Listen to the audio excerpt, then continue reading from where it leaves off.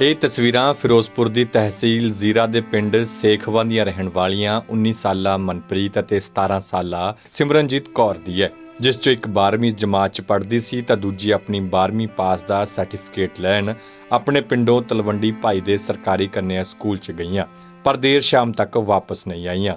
ਪੂਰੇ ਮਾਮਲੇ ਬਾਰੇ ਜਦੋਂ ਕੁੜੀਆਂ ਦੇ ਪਿਓ ਗੁਰਸੇਮ ਸਿੰਘ ਨਾਲ ਗੱਲਬਾਤ ਕੀਤੀ ਗਈ ਤਾਂ ਉਹਨਾਂ ਦੱਸਿਆ ਕਿ ਅਜੇ ਕੁਝ ਹੀ ਦਿਨ ਪਹਿਲਾਂ ਜਵਾਨ ਕੁੜੀਆਂ ਦੀ ਵੱਡੀ ਭੈਣ ਨੂੰ ਸਹੁਰਿਆਂ ਵੱਲੋਂ ਤਲਾਕ ਹੋਇਆ ਸੀ, ਜਿਸ ਤੋਂ ਬਾਅਦ ਘਰ ਦਾ ਮਾਹੌਲ ਕਾਫੀ ਗਮਗੀਨ ਹੋਇਆ ਪਿਆ ਸੀ। ਪਰ ਪਿਓ ਦੇ ਉਸ ਵੇਲੇ ਹੋਸ਼ ਫਾਕਤਾ ਹੋ ਗਏ ਜਦੋਂ ਥਾਣਿਓਂ ਫੋਨ ਆਇਆ ਕਿ ਦੋਵਾਂ ਕੁੜੀਆਂ ਨੇ ਨਹਿਰ ਤੇ ਦਿਲ ਕੰਬਾਊ ਘਾਰਾ ਕਰ ਲਿਆ।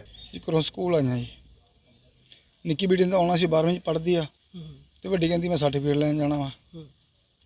ਸਕੂਲ ਦਾ ਬਹਾਨਾ ਲਾ ਕੇ ਆ ਗਈਆਂ, ਸਕੂਲ ਨਹੀਂ ਪਹੁੰਚੀਆਂ। ਕੀ ਨਾਮ ਕੀ ਸੀ? ਮਨਪ੍ਰੀਤ ਕੌਰ ਤੇ ਸਿਮਰਨਜੀਤ ਕੌਰ। ਇਹ ਸਰਹੰਦ ਫੀਲਡ ਇੱਧਰ ਆਪਣੇ ਭਾਈ ਕੇ ਵਾਲੇ ਪਾਸੇ। ਇਹ ਘਰੋਂ ਬਸ ਉਹਨੂੰ ਵੱਡੀ ਕੁੜੀ ਦਾ ਮਤਲਬ ਤਲਾਕ ਹੋਇਆ ਪਰਸੋਂ, ਤੇ ਉਹਦਾ ਕੋਈ ਗਰੀਬੀ ਕਾਰਨ ਬਸ ਐਂ ਮਨ ਤੇ ਪਰੇਸ਼ਾਨੀ ਲੈ ਗਈਆਂ। ਕਿੰਨੇ ਬੱਚੇ ਤੁਹਾਡੇ?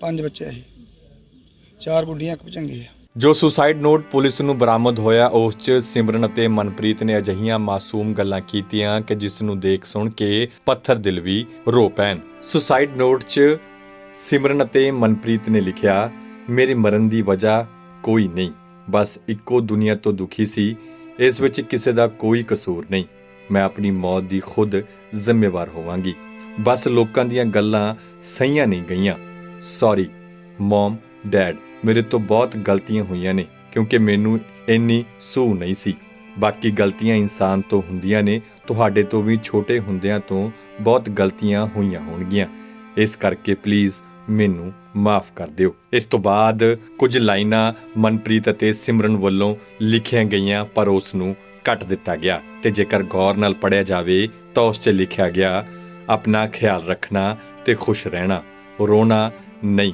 ਠੀਕ ਹੈ ਹੁਣ ਮੈਂ ਤਾਂ ਤੇਰੇ ਕੋਲ ਨਹੀਂ ਹੋਣਾ ਬਟ ਯਾਦਾਂ ਹੀ ਨੇ, ਬਸ ਜੇ ਮੇਰੇ ਕੋਲੋਂ ਕੋਈ ਗਲਤੀ ਹੋਈ ਹੋਵੇ ਤਾਂ ਮਾਫ ਕਰ ਦੀ, ਸਭ ਨਾਲੋਂ ਵੱਡੀ ਗਲਤੀ ਮੇਰੀ ਹੈ ਕਿ ਮੈਂ ਤੈਨੂੰ ਛੱਡ ਕੇ ਚਲੀ ਗਈ, ਮੇਰੀ ਜਾਨ ਤੋਂ ਬਾਅਦ ਕੋਈ ਪਾਗਲਪਨ ਨਾ ਕਰਨਾ, ਠੀਕ ਹੈ ਆਪਣਾ ਖਿਆਲ ਰੱਖਣਾ। ਨਾਲ ਹੀ ਲਿਖਿਆ ਹੈ ਕਿ ਵੀਰੇ ਮੈਨੂੰ ਪਤਾ ਹੈ ਸਾਡੀ ਗਲਤੀ ਸੀ, ਮਾਫ ਕਰ ਦਿਓ, ਓਕੇ ਬਾਏ।